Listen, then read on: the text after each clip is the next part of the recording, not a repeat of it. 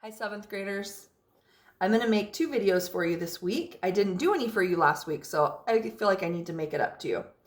Um, I'm staring off to the side here because I have my laptop open, and I've also got my copy of The Boy in the Striped Pajamas here. In this video, though, I want to talk about the compare and contrast assignment that I gave you last week. I hope that it was pretty easy for you. I got some really good answers on there from those who had a chance to turn it in. The rest of you need to take some time to catch up. I know you will. All right, let's look at this worksheet. So I asked you to compare Bruno's mother and father from The Boy in the Striped Pajamas. I thought it was an interesting couple of people to look at because this story is completely centered around this young boy's experience living next to this atrocious concentration camp, and he's basically totally clueless as to what's going on because he's so young and innocent, right? And so I thought it would be interesting for us to look at what the parents think about it all, what their relationship with Bruno is and with each other. So let's see, I've got one of the students up. I'm not going to say the name because I feel like that might be violating a privacy of some sort or maybe make you feel embarrassed. If you hear your answers, you know who you are, but I'm not going to call anybody out over a video. So this scholar, who's very bright and always has great things to say, wrote that some of the similarities between mother and father are that they both show respect to the Nazis. They both don't think Bruno should explore, and they both seem to like the big parties they throw. I like all these thoughts, and this is why. Yes, both mother and father do show some sort of respect for the Nazi party. And at this time in World War II in Germany, there were different types of people. There were those who were gung-ho and supported Adolf Hitler and his regime. They believed everything he believed, and they were very respectful of him. There were those who kind of supported him, weren't totally sure yet about how evil he really was. So they were kind of blindly respecting and following him. And then there were those who did not look up to him and absolutely disagreed with his belief system. One of those being Bruno's grandmother, right? Bruno's father's mother. She's very outspoken about her disapproval of the Nazi party and the role that her son, Bruno's father, now has in it, okay? The next thing that this scholar mentioned, they both don't think that Bruno should explore. Why? Well, obviously, they are more aware of the fact that they are living at this concentration camp, which was originally, Auschwitz was presented to the public as a work camp. Clearly, it's not just a work camp, right? This is a prison where you go to die. And I had you guys watch a video last week, and was it last week? And read an article about Auschwitz in particular, which is one of the most infamous, horrid concentration camps in the Holocaust. The parents both know that they don't know that it's as bad as it turns out to be, but they know it's not good. And so they don't want him to explore because they don't want him to find out the truth and to be exposed to some of those horrific details or get into some sort of, trouble or problem. Okay. The other thing this scholar said was that they both seem to like big parties they throw. And this is true. And this is a really good point, I actually think, that this scholar brings up, because in this time, when there is a war happening, okay, is it a time to like big parties? There's a lot of different ways you could look at this, okay? So this couple are very well respected because the husband is now a commandant for the Nazi party, okay? Well respected. They've got more money than some of the people around them because of this position he has.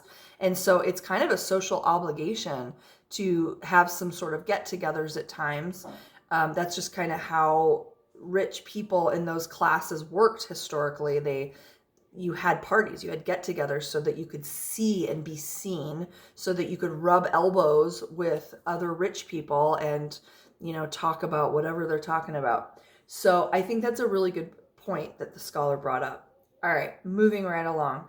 A difference with father, this scholar says, is that he works for the Fuhrer, which is actually the Führer, Adolf Hitler, while mother does not, right? The father works, she doesn't.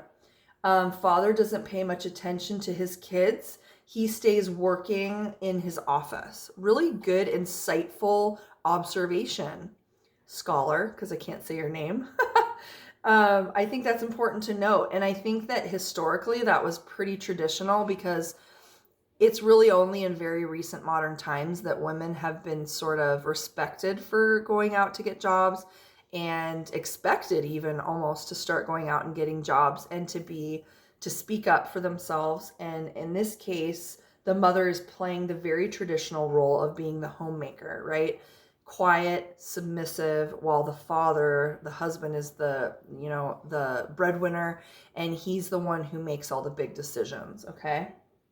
It says also that mother stays home. She pays more attention to Bruno. Again, this is that relationship coming into play. Okay, Bruno looks up to his dad, and he doesn't understand what his dad does. Like, why did they have to move? Did he do something wrong and they're being punished? Or like, he just doesn't understand. He does notice, though, that his mom pays more attention to him. And I think that that's important to note. So good job. And my other scholar here that I pulled up, let's look at some of their responses. So this scholar said that both of the parents tell the kids, Gretel and Bruno, that out with isn't a bad place, right? They're trying to convince the kids, oh no, everything's fine. Those are just neighbors over here. They aren't people like you and me. Pay no attention to them. And it says they don't tell the kids what father's job is.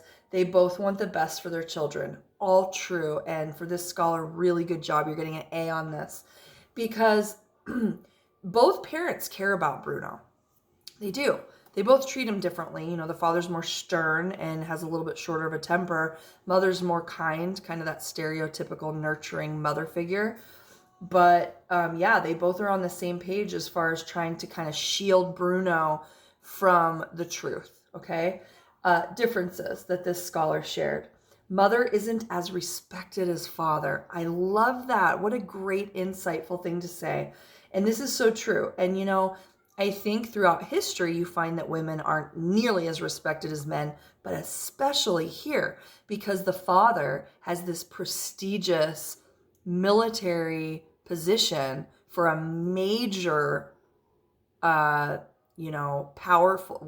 to seek powerful government during a wartime. So in his circle of people, he is like very important and respected, but she's just the wife, right? She's just not as respected. The father is very powerful and respected. He seems to like Outwith. I think that it's really not that he likes it, but he likes his job, right? He likes the power that he has. And how does the mother feel? She feels differently about it. You know, some women might love to see that their husband has this power, but she just feels uneasy about it. She's just unsure.